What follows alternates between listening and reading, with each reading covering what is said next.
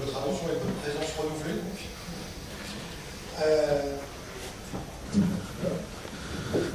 C'est mieux pour ceux qui sont au fond quand même. Donc on va regarder dans cette session quelque chose qui est assez intéressant, qui est la création de contrôle à ASP.NET. Alors pourquoi prendre cet exemple? Tout simplement parce que justement quand on ne connaît pas encore forcément bien .NET, on a entendu plein de choses sur la gestion du web avec .NET, etc. Donc c'est intéressant de voir un peu plus de quoi il s'agit. Et puis parce que c'est un bon exemple de la cohérence et donc les bénéfices que vous pouvez attendre de passer à .NET dans vos développements. Tout le monde sait que, par exemple, créer des composants VCL, si on reste simplement en Delphi traditionnel Win32, créer des composants VCL, ça faisait partie dans les plans de formation, comme d'ailleurs toujours, dans la rubrique un peu technologie avancée, technique avancée.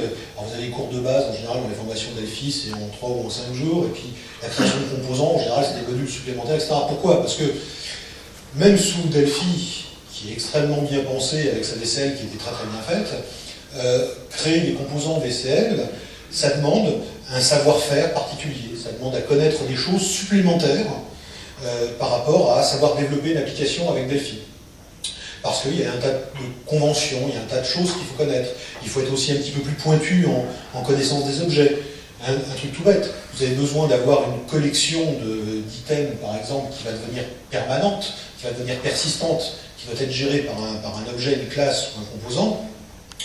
Il va falloir développer un dérivé de T-collection, avec le T-collection item, etc., etc. Ce qui est un processus un peu fastidieux, et en plus il faut bien comprendre ce que ça fait, pourquoi ça le fait, ne pas oublier de bien reprogrammer telle ou telle méthode de la classe T-collection, T-collection item, pour qu'une modification portée ici soit remontée après dans le composant central. Il y a tout un tas de connaissances comme ça, parce que c'était pas forcément aussi évident, parce que la programmation objet était absolument pas native sous Win32, pas plus que sous Win16 d'ailleurs, parce que ce sont des plateformes qui ne sont pas objets, c'est des plateformes procédurales, avec un fatras d'API, etc., qui ne sont que des procédures et des fonctions.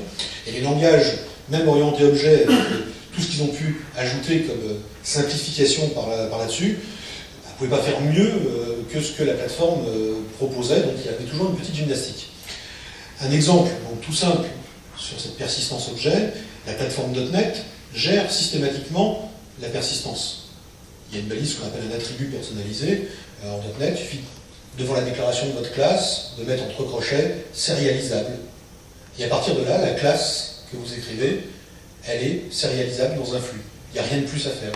Si vous avez un tableau à l'intérieur, une arrêt de quelque chose, eh bien tout ça, ça va être sérialisé, ça va être conservé dans un flux automatiquement. Ce qui veut dire que bien évidemment, l'écriture de classes, de librairies de classes, etc. sont extrêmement simplifiées. Et tout ça, ça va devenir des techniques que vous allez utiliser tous les jours pour faire des applications. Et créer des composants, quand on se dit les premières fois, créer des composants Windows Form ou créer des composants ASP.NET, quand on sait la différence en qualité en fait, de connaissances qu'il fallait à l'époque sous Win32 pour être capable d'être un bon designer d'application Delphi, mais devenir un bon designer de composants Delphi, avec la quantité de savoir-faire qu'il fallait en plus, on peut s'imaginer que c'est quelque chose d'extrêmement lourd aussi, parce que .NET, ça semble compliqué, il y a des classes, machin, c'est objet. Eh bien non. Ce qui est intéressant de voir, c'est que justement tout ça, c'est linéaire, c'est cohérent. Tout se développe avec exactement les mêmes techniques, et qu'on crée un composant Windows Form, qu'on crée un composant ASP.NET, tout ça se fait avec les mêmes techniques que ce qu'on va utiliser en fait pour développer une application traditionnelle, c'est-à-dire créer une classe qui va être sérialisable, etc., etc. Et puis, pourquoi un composant ASP.NET? Parce que c'est quelque chose d'assez amusant, vous verrez quand vous allez commencer à en faire, après on a envie d'en faire plein tellement que c'est rigolo à faire. Donc, puisque c'est plaisant, pourquoi se priver? En fait, la première des choses, c'est que le développement web dans .NET, c'est quelque chose qui est devenu une partie intégrante de la plateforme. Avant, on a eu des tas de technologies différentes, les CGI, les ISAPI, les machins, etc. Tout ça, c'est des technologies supplémentaires qui ont été rajoutées dans le temps et qui ont été autant de verrues, plus ou moins intéressantes selon les technologies, qui ont été rajoutées en fait au-dessus du système d'exploitation sans que ça en fasse jamais vraiment partie. Avec .NET, ça aussi, ça fait partie des choses qui ont été réunifiées en prenant le meilleur de ce qu'on a su faire dans les 10 dernières années sous Win32. Et donc, ASP.NET, c'est vraiment une partie de .NET, donc de la plateforme. Donc en fait, on peut le considérer comme étant l'équivalent de l'OS aujourd'hui, et plus le temps passera, plus .NET sera totalement l'OS de la machine. Et il n'y a plus de différence, il n'y a plus de trucs et astuces à connaître pour faire marcher telle ou telle chose, ça en fait complètement partie. Et la grande avancée, c'est qu'un site web aujourd'hui se conçoit quasiment de la même façon qu'on va concevoir une application Windows classique, avec des gestions d'événements, avec des affichages plus ou moins sophistiqués, avec des clients plus ou moins riches, malgré tout, qui tranchent résolument avec ce qu'on peut faire avec du simple HTML. Ce qui a d'ailleurs valu l'existence et le succès de systèmes comme, par exemple, Flash, qui permet de faire des choses très jolies, et qui était impossible de faire avec les technologies HTML de base. Et ce qui est intéressant, c'est bien comme tout ça s'est intégré à l'ensemble de la plateforme .NET, la façon de créer un composant pour ASP.NET reste totalement cohérente et totalement similaire à la création, tout simplement, d'une classe sous .NET. Et que cette classe, elle soit un composant Windows Form, qu'elle soit un composant ASP.NET. Alors je parle plus de composants VCL.NET, vous comprendrez bien pourquoi, puisque la VCL.NET, c'est un portage de la VCL Win32, qui a plein d'avantages dont on a déjà discuté en première partie, donc je ne vais pas refaire le même couplet, je veux dire, notamment de portabilité de code, etc. Mais vous êtes bien conscient que c'est un portage d'une technologie qui existait avant. Elle ne fait pas partie, la VCL.NET ne fait pas partie du framework .NET en tant que brique de construction. Donc la logique pour fabriquer un composant VCL.NET reste la même que pour créer un composant VCL. On a exactement les mêmes conventions, les mêmes façons de faire.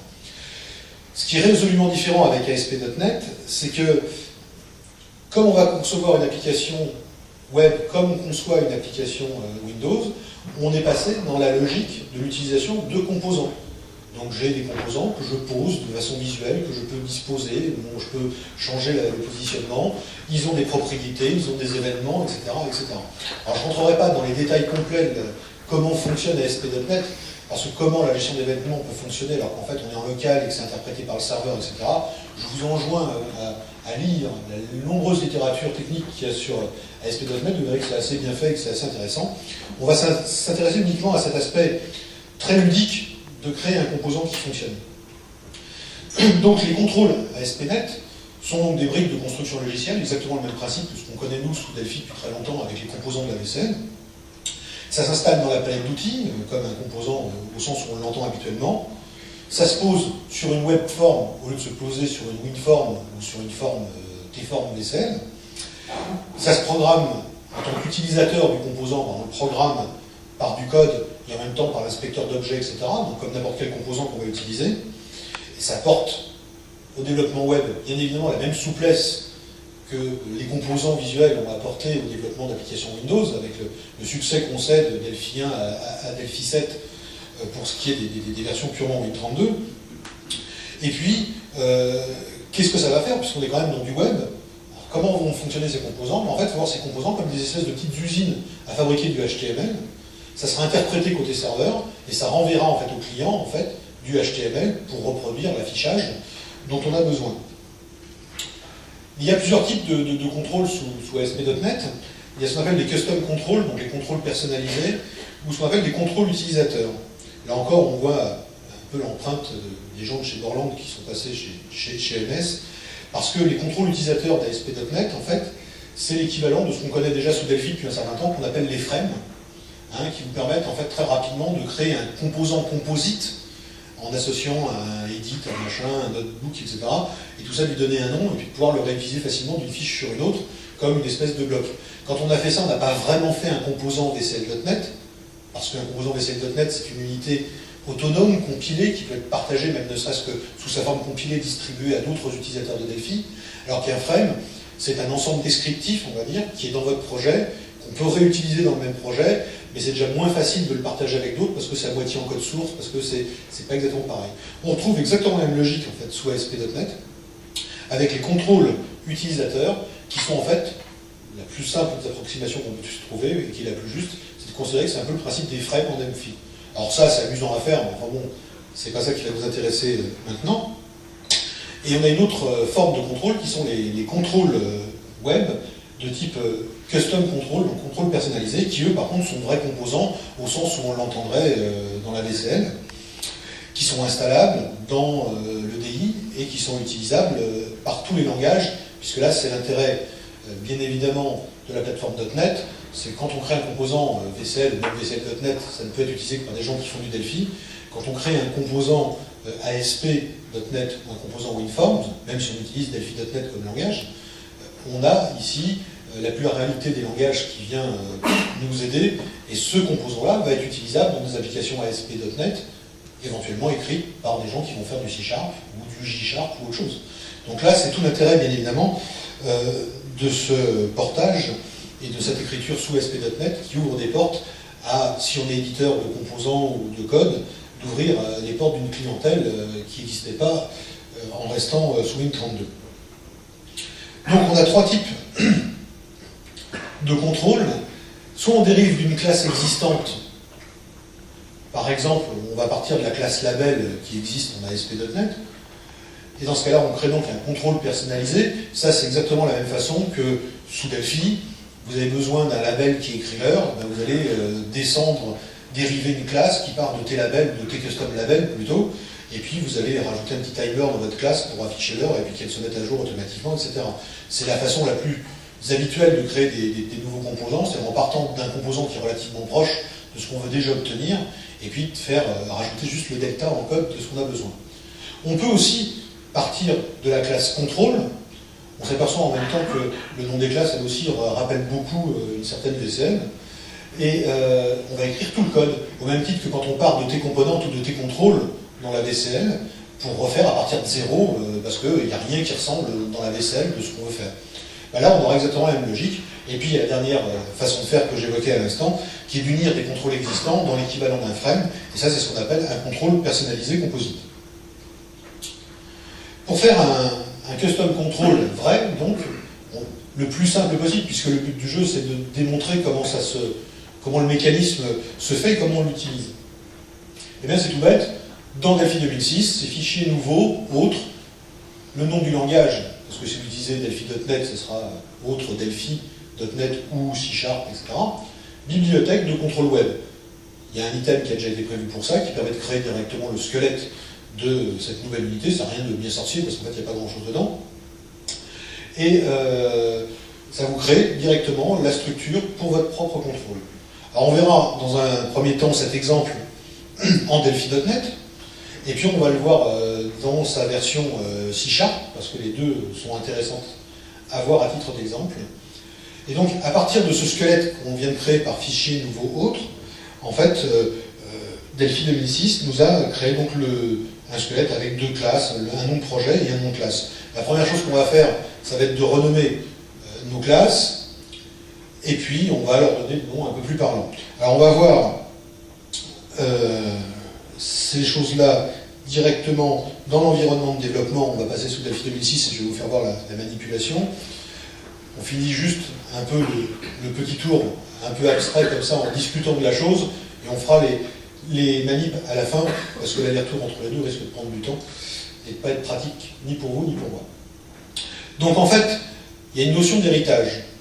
Par défaut, en fait, quand on crée un squelette de composants, donc de composants custom, en fait, BDS, alors BDS c'est quoi? C'est Borland Developer Studio, hein, c'est en fait le nom réel de ce qu'on continue nous d'appeler ici Delphi 2006 ou Delphi 2005, mais ça fait un moment que, étant donné que ça ne gère pas seulement que le langage Delphi, ça fait un moment qu'en fait ça ne s'appelle plus Delphi quelque chose, mais Borland Developer Studio, studio de développement Borland.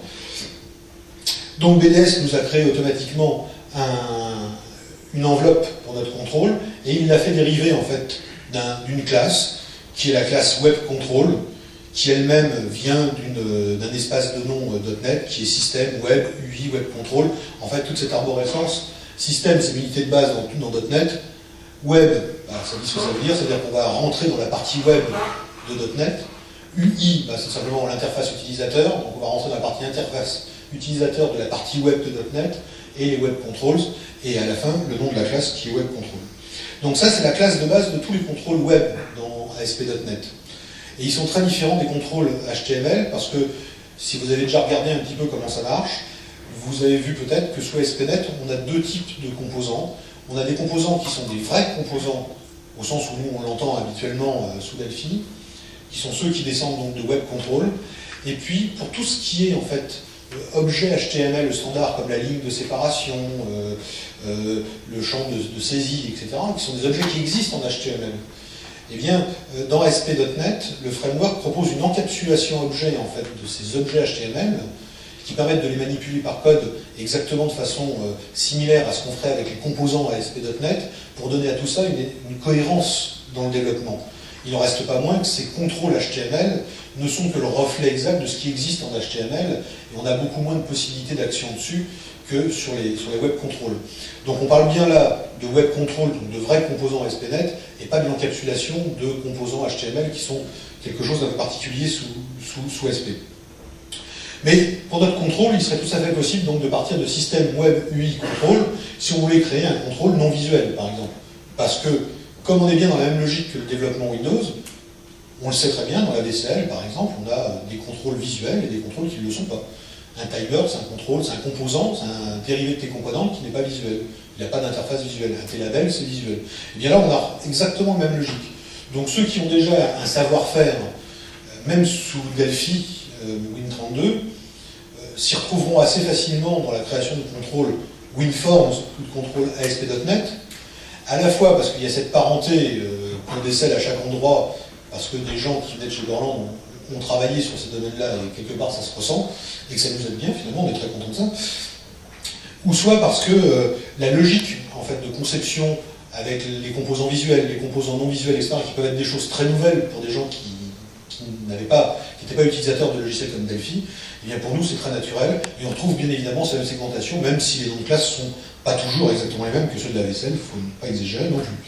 Donc, soit on dérive de système web UI control pour faire un composant non visuel ASP, soit on dérive de web control, ce qu'on va continuer de faire, et en fait c'est une classe web control qui spécialise la classe control en lui rajoutant tout ce qui est gestion visuelle, comme la bordure, le choix de la fonte, etc.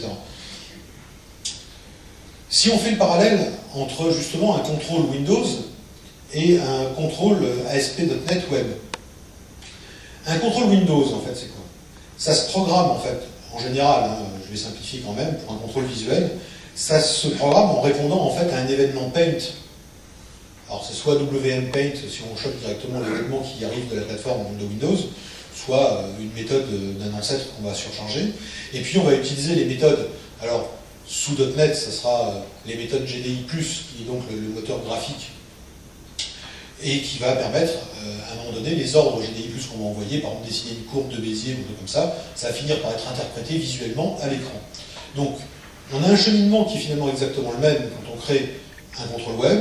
C'est qu'un contrôle web, ça se programme en fait en répondant à une méthode qui est la méthode render, et en envoyant du code HTML qui va lui être interprétable par le browser client qui va recevoir la chose. Donc on a un cheminement qui est rigoureusement identique. Là où on répond à un événement Paint pour un contrôle Windows, on va répondre en fait tout simplement en surchargeant la méthode render pour un contrôle ASP.NET. Et puis là où, dans un contrôle Windows, en fait, on fait du dessin, on fait du graphique en envoyant des ordres, soit en appelant une API quelconque de dessin, ou soit GDI+, sous .NET, pour créer le dessin qui, in fine, sera affiché à l'écran, et bien, sous ASP.NET, on va envoyer dans cette méthode render, renvoyer du code HTML qui, in fine, créera en fait le rendu visuel sur le poste client utilisateur de la page qui intégrera ce composant. Le code render, c'est finalement quelque chose d'excessivement simple. On surcharge en fait render quand on descend de contrôle, ou on surcharge render contents quand on dérive de web control. Tout dépend si on est dans un contrôle visuel ou pas. Et ces deux méthodes, qu'est-ce qu'elles font? En fait, elles passent un paramètre qui s'appelle output, qui est de type HTML TextWriter. HTML TextWriter, c'est quoi? C'est une classe, c'est un objet de flux, en fait, qui propose un certain nombre de méthodes pour facilement mettre en forme du code HTML. Donc c'est tout bête. Et ça permet donc d'envoyer sur la sortie le code HTML qui correspond au contrôle, et donc de dessiner quelque part l'aspect visuel. Les propriétés, c'est pareil, puisque ce sont des composants en fait, visuels qu'on va pouvoir monter dans la palette, qu'on va pouvoir poser sur une webform, etc. On a le même parallèle que dans les composants VCL ou les composants WinForms. Donc on a des propriétés. Ces propriétés, elles se codent exactement comme dans n'importe quel autre composant, comme n'importe quelle classe sous .NET. Il n'y a pas de ruse spécifique parce que c'est un composant ASP.NET. Et par défaut, quand vous créez, par le biais qu'on vient de voir, le squelette pour un composant Web Control, BDS a rajouté une propriété dans cette classe, juste pour auto-documenter ce code, vous voyez où est-ce qu'il faut insérer le vôtre, qui est une propriété qui s'appelle text, qui est de type string, qui est en read et en write sur un champ interne qui s'appelle ftext, et vous pouvez voir un certain nombre de balises qui précèdent la propriété texte. Entre crochets, en fait, vous avez tout un ensemble de balises. C'est ce qu'on appelle des custom attributes, c'est-à-dire en fait des attributs personnalisés sous .NET. C'est une méthode de développement qui est généralisée sous .NET, qu'il s'agisse de faire du développement Windows, du développement ASP.NET ou quoi que ce soit. C'est un moyen de rajouter dans votre code des indications, des données supplémentaires qui documentent une classe, une propriété, un bout de code, etc. Donc on ne rentrera pas maintenant dans le détail de ce que sont les custom attributes. Mais par exemple ici, ça permet de dire bindable true, ça veut dire que cette propriété texte, elle pourra être liée à une source de données. Il n'y a plus comme en VCL la différence entre les contrôles DB et les contrôles pas DB, etc.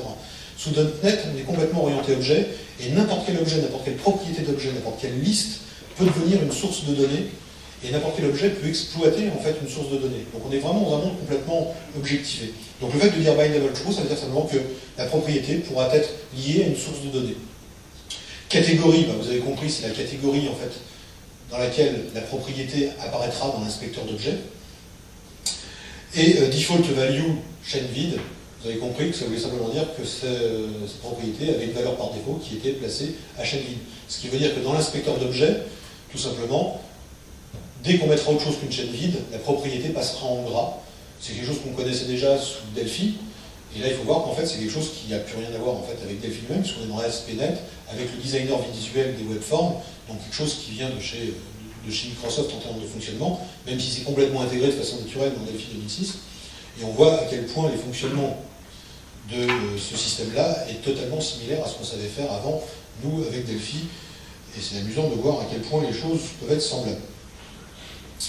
Les attributs donc, de propriété qu'on peut définir, c'est donc bindable, comme je l'ai dit, pour la liste aux données, browsable, qui permet de dire si la propriété sera ou non visible dans l'inspecteur d'objets, la catégorie, la valeur par défaut, et une description.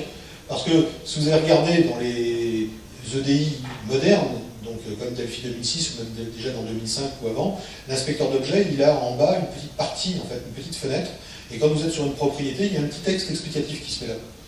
Ce petit texte explicatif, il permet souvent d'avoir à se passer d'un système d'aide par F1, etc. Et en fait, comment on rentre cette description qui est affichée par l'inspecteur d'objets quand on passe sur la propriété, c'est tout simplement exactement de la même façon qu'ici, j'ai mis bindable true, catégorie, appearance, etc. Et j'aurai en fait, virgule, description, avec, entre guillemets, en fait, la description qui sera affichée tout simplement dans l'inspecteur d'objets. Donc des choses extrêmement simples, extrêmement logiques à comprendre.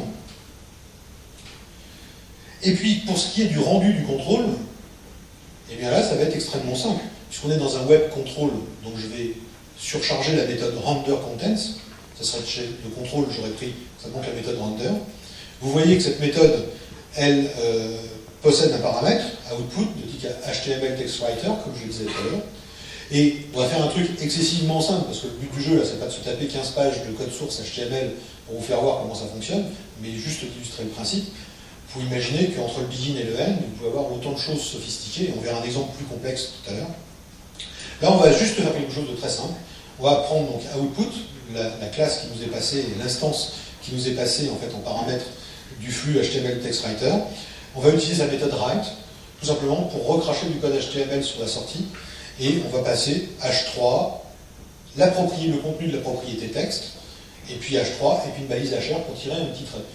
Donc, la propriété texte de notre composant, on va pouvoir rentrer n'importe quoi dedans. Et en fait, ce composant-là, quand il sera utilisé sur une fiche webform, eh bien en fait, il affichera le contenu de la propriété texte dans une balise H3, donc un titre de niveau 3 en HTML, et suivi par une ligne de séparation. Donc quelque chose d'extrêmement simple, et à vous de voir comment on peut complexifier après la chose. C'est le principe qui nous intéresse, et pas la sophistication du code HTML. Les options de projet, en fait c'est très simple, quand on fait ce genre de choses, ce qu'on peut faire, c'est qu'on crée directement un petit projet de test, et ce petit projet de test va appeler notre composant. Puis avant de le monter, d'ailleurs, c'était la même stratégie en VCL. Quand on crée un composant VCL.NET, on ne s'amuse pas à le monter tout de suite dans la palette de Delphi pour s'apercevoir qu'il bug et qu'il plante et que machin, tout réinstaller, éventuellement planter Delphi pour être obligé de contrôler. En général, on fait un projet de test, on appelle le code de son composant dans ce projet de test et on le crée dynamiquement. Et puis quand on est bien content et qu'on est à peu près sûr que son composant est débugué, ce coup-là, on commence à le monter, effectivement, à l'installer dans la palette de Delphi. C'est la stratégie de développement d'un composant VCL.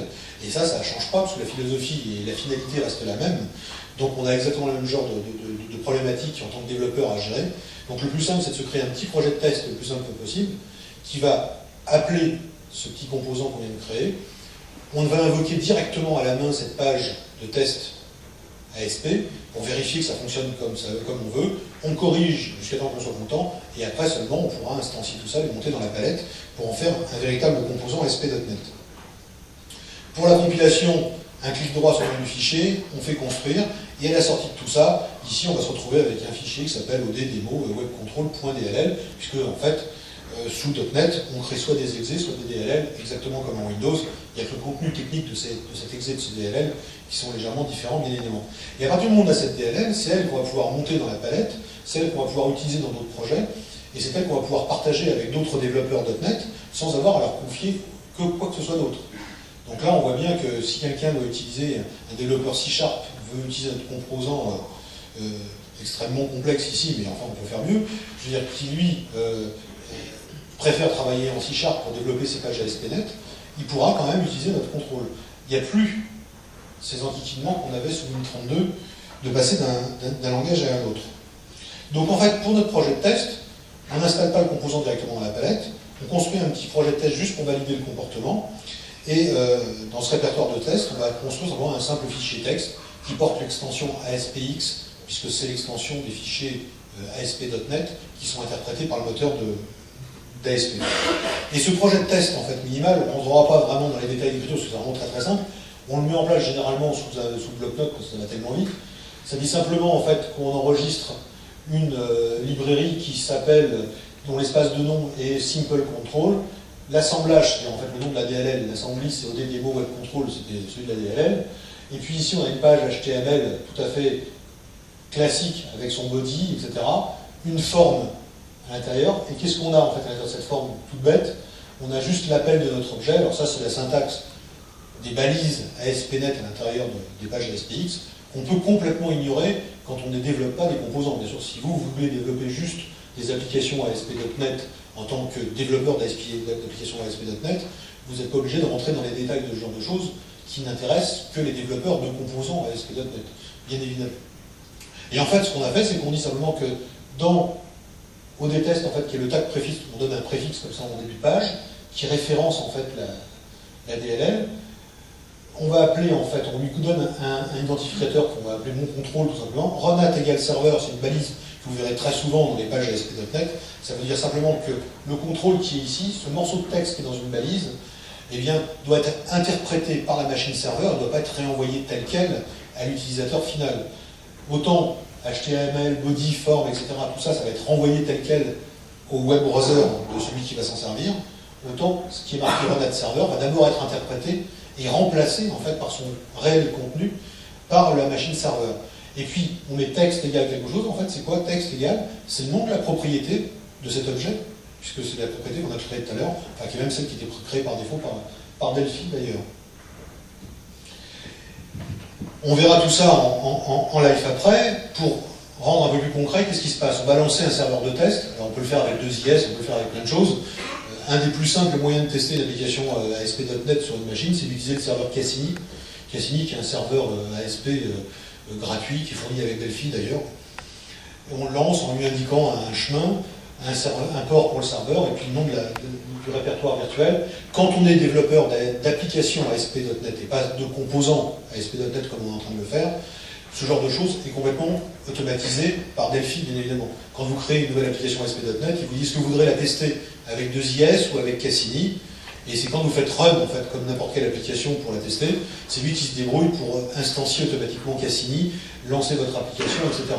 Là, comme on est en train de développer un composant, il y a un certain nombre de choses qu'on fait à la main, et c'est le petit delta de technicité quand même qui existe dans la création de composants. On lance Cassini à la main, On va cliquer sur le lien en fait qu'il a automatiquement ouvert.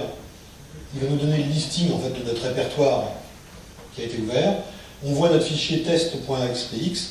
Quand on clique sur ce fichier test.xpx, automatiquement, on voit ici le résultat. Une page de notre browser s'ouvre en affichant bonjour depuis le contrôle web delphi.net avec la ligne de soulignement.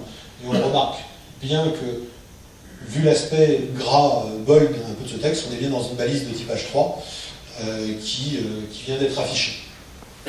Si on regarde d'ailleurs, parce qu'on est curieux, que dans notre web browser, on lui demande d'afficher une source de ce qui est en train d'être affiché, eh bien qu'est-ce qu'on regarde?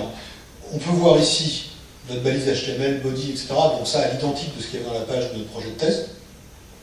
On a ici des noms parce qu'il a créé une forme, qui est celle qu'on avait d'ailleurs nous-mêmes créée au départ.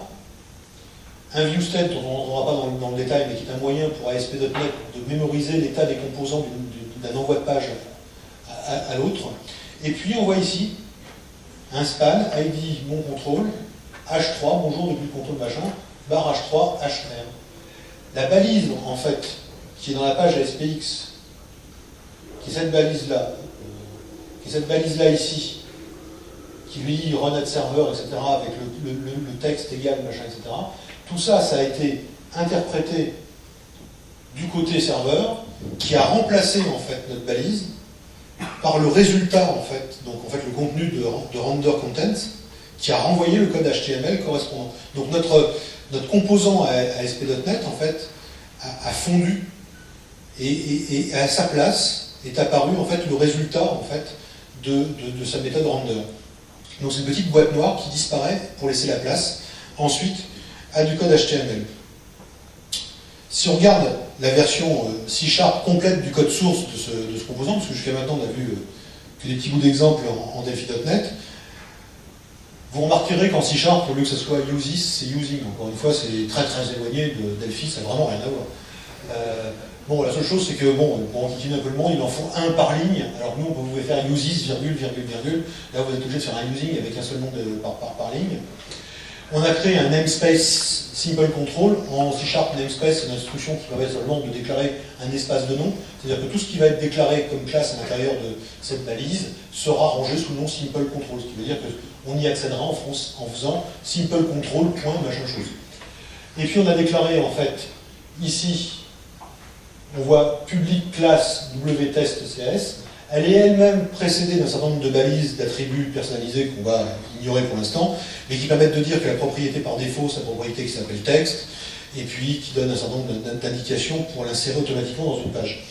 On voit dans cette classe que bien évidemment on a deux points avec le nom de la classe dont on dérive, donc c'est exactement similaire à la déclaration d'une classe en Delphi d'ailleurs, hein. Encore une fois c'est très très loin. On a private string text. Concession faite au C++ pour ne pas dire qu'on a complètement copié sur Delphi, c'est qu'on déclare les choses à l'envers en C# comme en C++.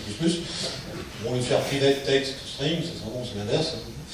Un certain nombre de balises aussi, comme on l'a vu tout à l'heure en Delphi. Et vous voyez la difficulté. Des fois, quand on regarde un exemple de code .NET, que ce soit de la ASP.NET ou autre chose, des fois, il faut 1 ou 2 secondes pour se demander en quel langage a été fait le truc, quel exemple. Parce qu'en fait, quand un code .NET en général fait énormément d'appels soit à des fonctions du framework, soit à des attributs personnalisés de ce genre-là, et vous voyez bien qu'en fait, si je vous donne que cette partie-là à voir, il faudra être sacrément malin pour savoir si c'était un exemple en Delphi.NET ou en C#. Les plus rusés verront qu'effectivement en C#, ça c'est juste pour faire la nique encore aux utilisateurs de Delphi, les chaînes de caractères, elles se délimitent avec des doubles cotes et pas des simples cotes. Bon, c'est tout. Les simples cotes, c'est fait pour les chars. Bon, quand on a compris ça. Et puis ici, on a la déclaration d'une propriété, public string text, avec un get et un set, donc avec le code qui correspond, puisqu'en C# on n'a pas de différence entre la partie implementation et la partie interface. On décrit en fait le code à l'intérieur de la déclaration. Bon, c'est un style. Et puis, au lieu d'avoir une propriété en déclarant le mot-clé property avec quelque part son type, et puis un read, un write, pour savoir où est-ce qu'on va lire et écrire le contenu, en fait, une propriété en C#, eh bien, c'est en fait get et set qui jouent le rôle de read et write, et on écrit le code directement qui va derrière. Soit en faisant dans le get un return text, c'est-à-dire qu'on retourne en fait le champ privé texte qui était en dessous, comme on ferait exactement en Delphi, soit on fait text égale value, et value c'est quoi? C'est simplement un truc qui est passé systématiquement au set, Et c'est là-dedans qu'on récupère la valeur qui a été passée à la propriété. Donc c'est excessivement simple, bien évidemment. Et puis on a ici Protected Override. Vous voyez, c'est très compliqué, ça change beaucoup par rapport à Delphi aussi. La seule petite concession au C++, c'est que, comme c'est une méthode et qu'elle ne renvoie rien, nous, les pascaliens, on avait l'habitude d'avoir quelque chose d'assez clair qui est procédure, ça retourne rien, function, ça retourne quelque chose. Bon, en C++, qui est un peu plus embrouillé comme langage, c'est le même truc, sauf que si ça renvoie rien, il faut dire que ça renvoie rien, donc il faut dire void. Bon, ben voilà, c'est comme ça. Une fois qu'on a fait cette petite concession au C++, on a compris comment marchait C#, et on voit bien qu'ici, on a surchargé, alors dans cet exemple, le render contents, qui va revenir exactement au même. On a exactement le même paramètre à output de type HTML writer, juste c'est inversé. Et puis, au lieu d'un begin end, bien sûr, les fameuses accolades qui ressemblent au C, output.write, avec le même texte. Là, vous pouvez voir que le code utile que j'ai tapé, pour faire vraiment la différence entre le code Delphi et le code C#, c'est uniquement parce que je vois que j'ai ici des doubles codes, mais sinon c'est exactement le même code qui appelle les mêmes objets dans le même ordre avec le même contenu. Donc, tout ça pour vous faire remarquer que acquérir, comme je le prenais un petit peu en première partie, la double compétence C# Delphi, franchement, c'est pas non plus un truc extrêmement violent quand on est un utilisateur de Delphi et qu'on a une bonne compétence en Delphi. Donc voici ici le code complet d'un composant ASP.NET. Alors vous imaginez bien que la version Delphi est exactement de la même longueur, sauf qu'on gagne un peu de place en haut parce qu'on a un usis avec une seule ligne et des virgules. Hein, et puis qu'on perdra par contre un petit peu de place parce qu'on aura une partie interface et une partie implementation pour le code, alors que là tout est dans le même bloc. Mais vous voyez bien que on a bien un protected overwrite quelque part, que c'est bien la même méthode, sauf que là j'ai utilisé render ou render content, parce que ça revient même dans cet exemple-là, et que le code utile que j'ai tapé est rigoureusement le même, à la différence de la code simple ou de la double code. Donc voilà le code d'un contrôle ASP.NET. Quand on sait faire ça, et ça c'est une déclaration de classe typique sous .NET, ça serait une application Windows, ça serait un composant WinForm, ça serait exactement la même façon d'écrire les choses, de déclarer en fait l'ensemble des paramètres. Et quand on a fait ça, eh bien, on sait créer un composant Windows Form, on sait qu'on crée un composant ASP.NET, on sait créer une classe qui va être sérialisable, on sait créer tout un tas de librairies, etc. sous .NET. Et quand on a compris le peu de différence qu'il y avait finalement syntaxiquement entre C# et Delphi.NET, on a compris que ce n'était pas spécialement compliqué d'obtenir et d'acquérir au fil du temps la double compétence entre les deux langages. Alors comme le symbolise le petit éléphant qui fait le guignol sur un ballon en bas à droite de l'écran, je vais passer à la partie démo qui est toujours une partie légèrement acrobatique, ne serait-ce que vous voyez pour le micro. Hop là, alors je n'ai pas amené avec moi mes puces savantes, au cas où la démo ne marcherait pas, pour continuer à vous amuser. On va supposer que ça va tenir.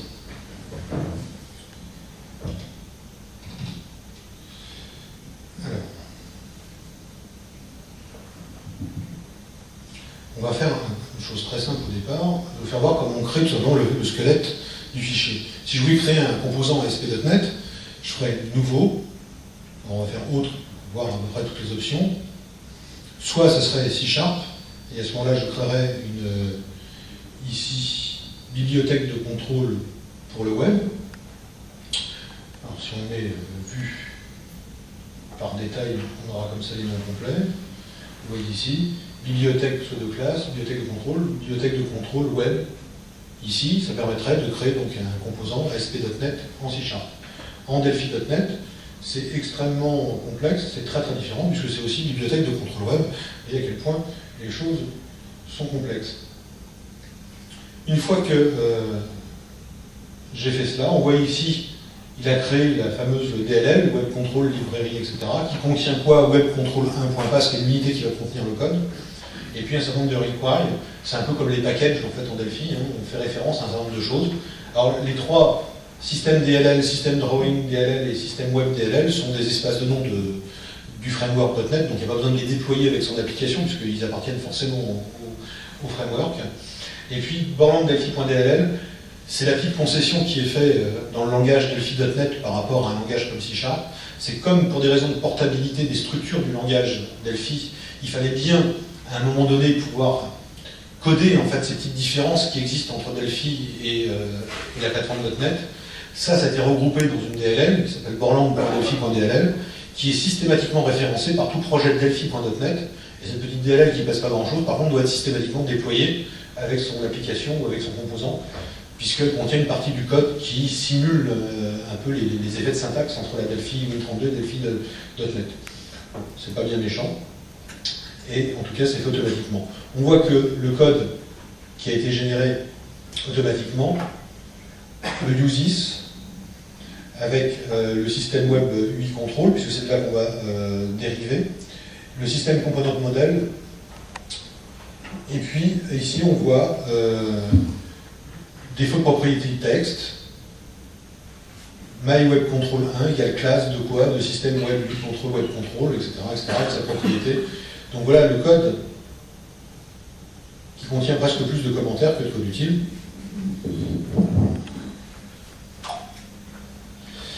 Donc voilà à quoi ça peut correspondre. Si on prend maintenant le code du contrôle qu'on vient de voir, une fois qu'il est tout fait, ce sera plus rapide.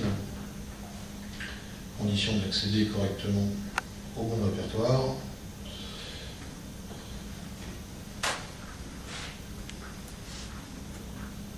Donc, voilà notre contrôle, voilà son code. Cette fois-ci, le code de celui que vous venez de voir dans le slide. Vous voyez qu'une fois qu'il est débarrassé de l'ensemble de ses effets cosmétiques et de ses commentaires, ça ne fait pas grand-chose comme ligne de code.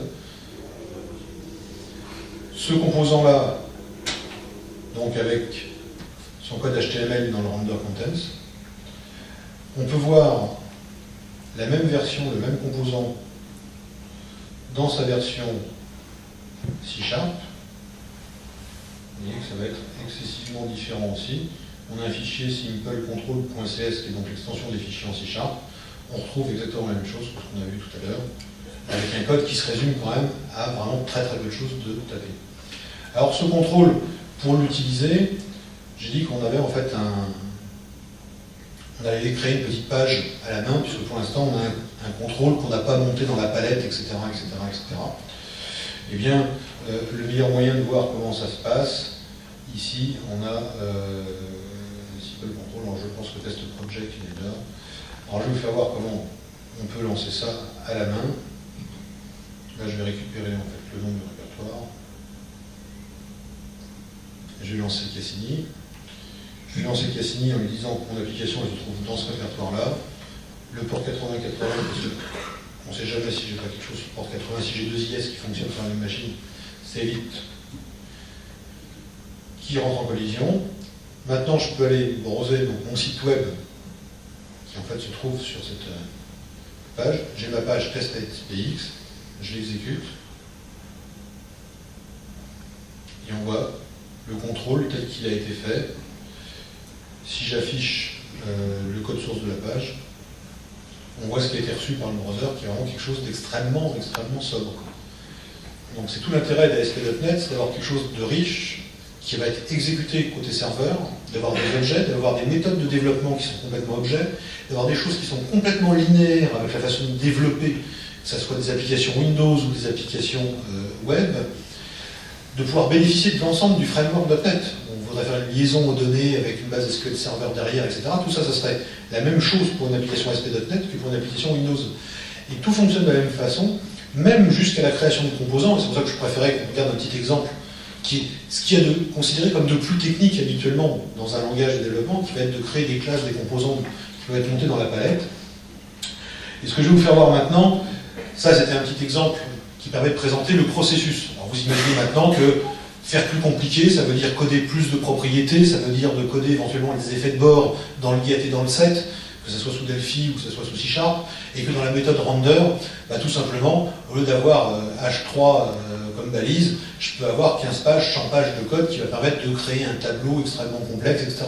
Il faut savoir que, comme les objets HTML aussi sont objectivés dans le framework, ça veut dire que par exemple la table, une table HTML qui permet donc de faire un truc avec TR, machin, table, TD, avec toutes ces balises-là, ces machins-là sont aussi objectivés. Ce qui veut dire que je peux créer une instance d'une table, donc par exemple si on est en Delphi, faire un table.create, et puis après un table.row.add, et ajouter une ligne, etc. Donc je vais pouvoir avoir un code complètement objet qui va permettre de construire, par exemple, dynamiquement un tableau extrêmement complexe.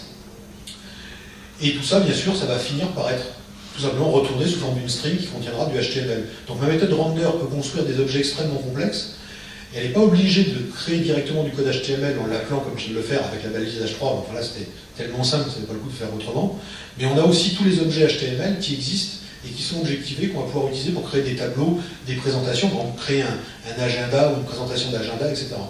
Et ça va être l'objet de ce dernier exemple, mais là qui est tout fait, qu'on ne détaillera pas forcément dans sa totalité, qui est un composant qui permet justement de faire du charting, de faire des histogrammes en ASP.NET. Alors là, ce composant-là, il a été fait en Delphi.NET, ça va être un bon exercice de le refaire en C#. Et ce composant, il est forcément, il présente un code un petit peu plus joufflu, on va dire, parce qu'il fait beaucoup plus de choses et qu'il est bien plus intelligent que le premier qu'on vient de voir. Alors, ce code, en fait, il déclare une classe qui est ici un template conteneur, parce qu'en fait, les composants ASP.NET peuvent aussi fonctionner avec des propriétés qui sont de type template. Ça veut dire que ces propriétés-là peuvent être remplacées à l'exécution par d'autres morceaux de code qui vont permettre de personnaliser l'aspect, etc. Ça devient assez sophistiqué quand on veut vraiment rentrer dans le développement ASP.NET en profondeur, parce qu'il y a vraiment des choses assez bien faites. Pour l'instant, restons simples. Ici, par exemple, j'ai déclaré simplement dans mon composant qui va faire du charting, chaque barre, ça va être un item. Et chaque item, il va avoir une valeur et une couleur et un texte explicatif. Pour faire ça, j'ai simplement créé une classe, donc char item, qui va contenir la valeur d'un item, et j'aurai, vous vous en doutez bien, un tableau de char item, en fait, qui sera le tableau qui représentera l'ensemble des lignes, enfin, des barres de mon graphique. Vous voyez que pour en faire une classe qui peut rentrer dans une collection qui va être persistante, j'ai qu'à mettre la balise serialisable devant le nom de la classe. C'est tout ce qu'il y a à faire. Il n'y a plus besoin de faire des T-collection items, de dériver des tas de trucs. Et là, je suis en Delphi, en C#, ça serait pareil, je mettrais aussi la balise serialisable devant, et ça ferait le même effet. On voit une méthode de développement parfaitement standard et habituelle dans le développement des classes, surtout en Delphi. Ici, pour gérer les arguments au niveau des événements qui vont pouvoir être envoyés, etc. Donc on va passer sur les détails de la façon dont il est fait. On a tout un tas, donc notre composant WebChart, qui va exposer tout un tas de choses. Il va avoir des fonctions private, protected, et puis des tas de fonctions publiques qui permettent notamment de gérer toutes les propriétés, le titre, le sous-titre, l'image de fond, etc. On voit que pour chacune de ces propriétés un certain nombre de balises, la catégorie, la valeur par défaut, et puis le petit texte descriptif qui sera automatiquement mis dans l'inspecteur d'objets. Donc ce comportement-là, bien évidemment, est plus compliqué que ce qu'on avait tout à l'heure, ce qui veut dire que la méthode renderContents va elle-même être un petit peu plus sophistiquée pour arriver à décider tout un chart avec uniquement des trucs HTML de base. Donc en fait, ça va être des tableaux imbriqués dans des tableaux, et puis on va colorer en fait des lignes de tableaux pour donner l'impression d'avoir des barres. Bon, chacun peut ruser comme il le veut pour obtenir les dessins. On pourrait très bien aussi faire une méthode, je dirais presque plus douce. Imaginons que j'utilise du côté serveur un composant comme de charting, par exemple, qui génère des images JPEG ou BMP. Je pourrais très bien aussi avoir pris le parti d'utiliser du code de ce genre-là côté serveur dans mon composant, de générer en fait, de fabriquer le graphique en mémoire de la machine serveur, de prendre son image BMP, par exemple, de la transformer en PNG ou en JPEG, et de retourner directement en fait un BMP ou un JPEG. Ça pourrait être un choix de développement. On peut supposer d'ailleurs que pour un dessin plus sophistiqué, là ça va être des barres, un histogramme extrêmement simple. Si je veux renvoyer un diagramme radar, ou si je veux envoyer un diagramme avec des petits ronds, des petits dessins, etc., j'aurais tout intérêt bien évidemment à générer côté serveur une image. Donc comme je suis sous .NET, je vais utiliser des ordres GDI+, etc., qui permettent sur les primitifs de dessin en 2D, et puis je vais créer une image JPEG que je vais renvoyer tout simplement à la place de ma balise. Là j'ai fait un autre exemple qui est entièrement tout en HTML, codé à la main.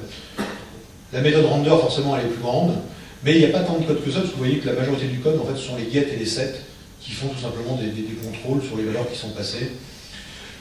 Je parlais tout à l'heure de la fabrication du tableau en automatique. Par exemple, les tableaux HTML, vous voyez ici une méthode en fait, qui est appelée systématiquement, qui est celle qui crée réellement le graphique. Vous voyez que la title row, par exemple, donc la ligne de titre de mon tableau, eh bien, c'est une table row. Une table row, ici, c'est quoi?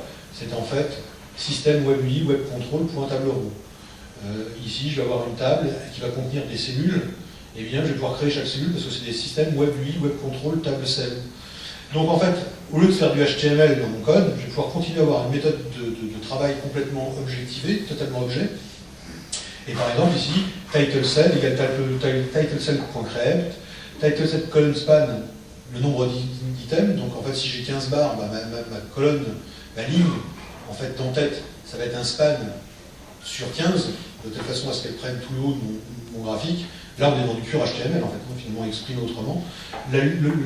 Quand ça s'appelle l'horizontal align, la fonte, qui va être bold, la size de la fonte, qui sera la plus grosse, et puis le texte de cette cellule, qui sera en fait le contenu de ma propriété title qui est exposé dans ce composant. Et puis maintenant, je prends ma ligne, .size.add title cell. Donc j'ajoute la cellule que je viens d'initialiser au tableau, etc., etc. Et vous imaginez bien, pour créer l'ensemble du tableau avec toutes ces cellules, c'est exactement le même procédé qui est utilisé dans tout le système.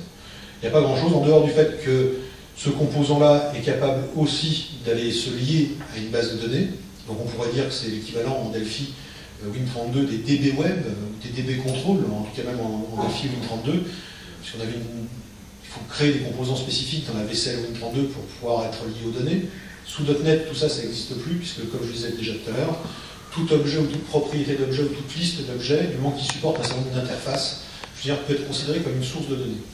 Donc ce composant web, en fait, va pouvoir être utilisé directement comme ça, programmé par un développeur qui va s'en servir, soit pouvoir aller chercher ces données directement depuis une base de données.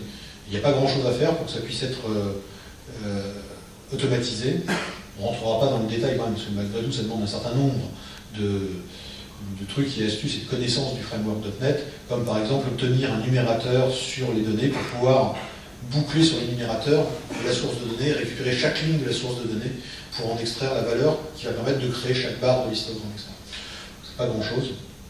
Donc on va tout de suite voir maintenant ce contrôle quand on l'utilise en vrai. Alors là, ce coup-ci, on l'a monté d'ailleurs dans la palette. Alors je vais vous faire voir directement le projet. Ce sera plus simple. Test charting. Donc là, on va être dans un projet ASP.NET. Donc là, ce coup-ci, on n'est plus du côté créateur de composants, on est du côté créateur d'applications .NET, ASP.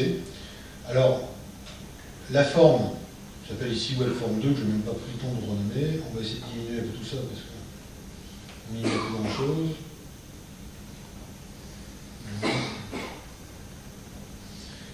Si on regarde déjà dans la palette, vous voyez que j'ai créé dans la palette une entrée ici, et on voit le contrôle WebChart qui est ici avec son icône.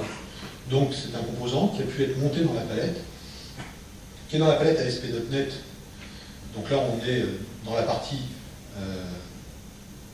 la plus simple de ce qu'on peut faire. On est bien dans un projet ici qui s'appelle test OD chart avec ses informations de version, etc. Et puis on a notre forme. Donc on crée exactement comme on créerait une application Windows dans laquelle on a mis ici un bout de texte avec OD Web Chart Demo, dans lequel on a mis ici des boutons qui, bien évidemment, au même titre que la checkbox qui est ici, qui s'appelle checkbox, hein, la classe aussi, d'ailleurs ça ne dépaysera personne. On voit qu'on a l'inspecteur d'objets avec exactement le même genre de choses que ce qu'on pourrait avoir dans un développement VCL, même Win32, donc quelque chose qui est extrêmement proche de ce qu'on sait faire. La page des événements, avec la même chose, donc ce checkbox, eh ben, il a un check change, ben, je l'ai programmé tout simplement avec un texte. Donc là on est toujours en Delphi.NET. If checkbox change, then webchart.back image URL égale à du h2.jpeg, rien du tout. Ça fait quoi? Ça veut dire simplement que dans mon webchart que j'ai posé ici, donc mon composant, on voit le résultat visuel à cet endroit-là, j'ai posé sur ma fiche ASP.NET un checkbox qui me permet de dire si on affiche ou pas une image de fond, puisque mon composant sait gérer une image de fond JPEG, etc. Bon. Données par code, donc création en fait de l'histogramme uniquement par code. Donc WebChart max value, donc je vais dire que je vais prendre 11 valeurs pour générer le WebChart. Et puis on va passer en fait le titre, le sous-titre, et puis on va ajouter un certain nombre de valeurs comme ça, donc rajouter en fait des items dans ce WebChart. Quand on le fait en version base de données. On voit ici que j'ai un certain nombre de composants non visuels qui sont orientés base de données, qui sont connectés à une base SQL Server. Donc le composant de connexion, le composant adapteur, et ça on ne rentrera pas dans les détails. Un bouton qui permet d'aller chercher mes données depuis la base de données et de créer le chart ici de cette façon-là. Si on exécute cette application, qui est donc qui utilise donc Cassini comme serveur de test. Donc voilà ma fiche. Si on diminue Delphi, si on diminue tout le reste, vous voyez cette fiche, donc on est bien dans Microsoft Internet Explorer. Si je dis données par code, le fait d'avoir codé un événement sur le bouton a bien été interprété. Alors comment ça se passe? En fait, il y a ce qu'on appelle un cycle de post-back.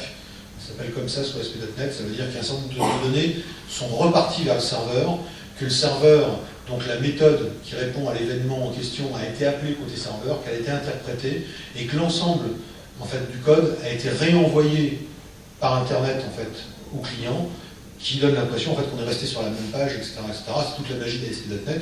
En fait, il n'y a pas vraiment de magie, il y a un dialogue entre le client et le serveur. Si on regarde simplement par curiosité l'affichage du code source de ce qu'on est en train de voir, on voit ici un truc un peu biscornu, c'est toujours ce machin qui s'appelle le viewState. En fait, c'est là-dedans que c'est une chaîne qui est codée et qui est compressée, qui est passée par la page, et qui permet bien évidemment dans le fameux cycle de post-back que je viens d'évoquer, c'est quand j'appuie sur le bouton, quand je clique, et qu'il y a un retour vers le serveur, en fait, le viewState est réenvoyé au serveur, et c'est lui qui contient l'état dans lequel était la page. Par exemple, si tel bouton était checké ou pas checké, quand il va nous renvoyer, en fait, parce que quand je clique sur le bouton, ce qui se passe, c'est que le serveur va refabriquer la page. Il va me réenvoyer la page avec telle qu'elle est maintenant modifiée. Mais comment il fait pour retrouver l'état dans lequel se retrouvait chaque chose? Il mémorise ça grâce au viewState, en fait. Donc bon, c'est comme ça que marche ASP.NET. Donc en dehors de ce champ un peu bizarroïde, il y a un petit bout de langage JavaScript qui a été ajouté automatiquement, que je n'ai pas écrit dans mon programme, qui était automatiquement, qui gère justement le post-back. Parce qu'il faut bien que comme je clique sur un bouton, il faut bien que en HTML il se passe quelque chose. Donc c'est en fait .NET qui a rajouté ça dans ma page. Et puis le reste, eh bien c'est une page. Et on voit que mon tableau, en fait, mon graphique, il a été entièrement transformé en une table avec des TR, TD, machin, etc., etc. Et donc, maintenant, si je veux avoir la même chose en allant puisant depuis une base de données MS Access, là il y a bien eu effectivement un accès à une base de données côté serveur.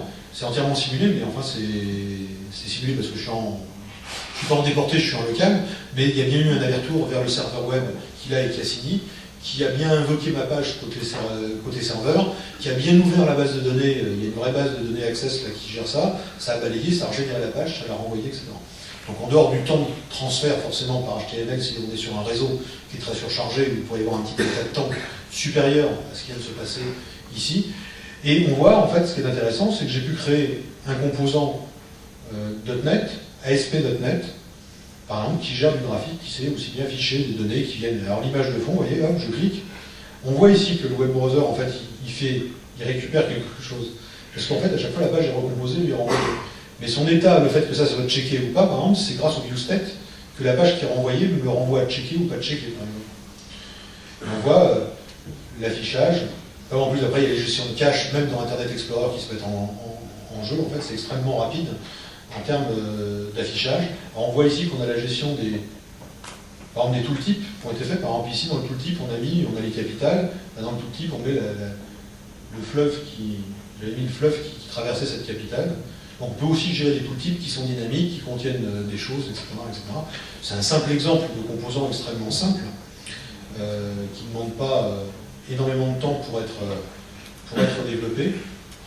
Mais ça marche comme ça, ce sont des techniques de développement complètement homogènes, complètement standardisées, et c'est comme ça qu'on développe des composants ASP.NET, mais qu'on développe aussi des composants de type Windows Form.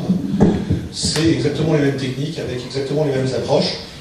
Et tout ce que j'espère dans cette petite démonstration, c'est que ça vous aura donné envie d'aller regarder un peu plus près et de vous jeter sur votre Delphi 2006 pour faire des choses encore plus belles que celle-ci.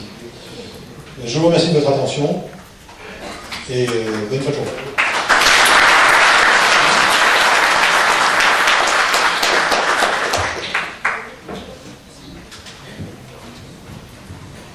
Merci, merci. Ben voilà, cette journée se termine.